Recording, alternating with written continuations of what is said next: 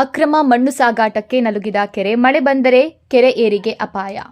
ಹೌದು, ಇದು ಚಳ್ಳಕೆರೆ ತಾಲೂಕಿನ ಚೌಳೂರು ಗ್ರಾಮದ ಕೆರೆಯಲ್ಲಿ ಅನುಮತಿ ಇಲ್ಲದೆ ಹಗಲು ರಾತ್ರಿ ಎನ್ನದೇ ಮಣ್ಣು ತೆಗೆಯುತ್ತಿದ್ದು, ಮಣ್ಣು ಅಕ್ರಮ ಸಾಗಾಣಿಕೆ ಅವ್ಯವಹಾರವಾಗಿ ನಡೆಯುತ್ತದೆ.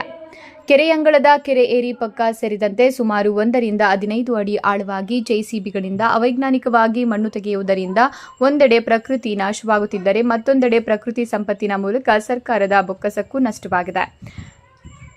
ಹಾಗಾಗಿ ಪ್ರಭಾವಿಗಳ ಖಜಾನೆ ತುಂಬಿಸಿಕೊಳ್ಳಲಾಗುತ್ತದೆ. ಅಕ್ರಮವಾಗಿ ಮಣ್ಣು ಸಾಗಾಟ ಮಾಡಿ ಕೆರೆಯ ಚಿತ್ರಣವೇ ಬದಲಾಗಿದ್ದರೂ ಸಹ ಸಂಬಂಧಪಟ್ಟ ಗಣಿ ಮತ್ತು ಭೂ ವಿಜ್ಞಾನ ಇಲಾಖೆ ಹಾಗೂ ಗ್ರಾಮ ಪಂಚಾಯಿತಿ ಅಧಿಕಾರಿಗಳು ಜಾಣ ಕುರುಡುತನ ಪ್ರದರ್ಶಿಸುತ್ತಿದ್ದಾರೆ. ಅಧಿಕಾರಿಗಳ ಕುಮ್ಮಕ್ಕು. ಕೆರೆ ಮತ್ತು ಸರ್ಕಾರಿ ಜಮೀನುಗಳಲ್ಲಿ ಮಣ್ಣು ತೆಗೆಯಬೇಕಾದರೆ ಗಣಿ ಮತ್ತು ಭೂ ವಿಜ್ಞಾನ ಇಲಾಖೆಯಿಂದ ಅನುಮತಿ ಪಡೆಯಬೇಕು. ಅನುಮತಿ ನೀಡಿದ ಬಳಿಕ ಅವೈಜ್ಞಾನಿಕವಾಗಿ ಮಣ್ಣು ತೆಗೆಯಲಾಗುತ್ತಿದೆಯೇ ಎಂಬುದನ್ನು ಅಧಿಕಾರಿಗಳು ಖಾತ್ರಿಪಡಿಸಿಕೊಳ್ಳಬೇಕು. ಆದರೆ ಚಳ್ಳಕೆರೆ ತಾಲೂಕಿನಲ್ಲಿ ಈ ನಿಯಮಗಳನ್ನು ಉಲ್ಲಂಘಿಸಿ ಅಕ್ರಮವಾಗಿ ಮಣ್ಣು ಸಾಗಾಟ ಮಾಡಲಾಗುತ್ತದೆ. ಈಗಲಾದರೂ ಸಂಬಂಧಪಟ್ಟ ಅಧಿಕಾರಿಗಳು ಕೆರೆಗಳ ಉಳಿವಿಗಾಗಿ ಅಕ್ರಮ ಮಣ್ಣು ಸಾಗಾಟಕ್ಕೆ ಬ್ರೇಕ್ ಹಾಕುವರೇ ಕಾದು ನೋಡಬೇಕಾಗಿದೆ.